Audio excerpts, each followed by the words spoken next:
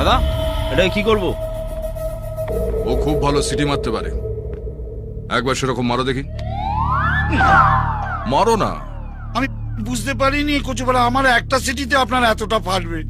একদম বুঝতে পারোনি না? না এবার পারবে। নাও বাজাও। টেনশনে বাজছে না। কিসের টেনশন? একবার চেষ্টা করো, বেরোবে বেরোবে বেরোবে। বাজছে না। বাজাস। আমার উপর জোর জুলুম না করে আপনি বাজারে গিয়ে একটা বাঁশি কিনে নিয়ে এসে বাজারেই তো পারেন।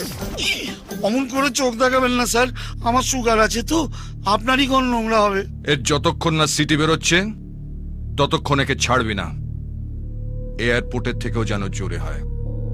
হুম।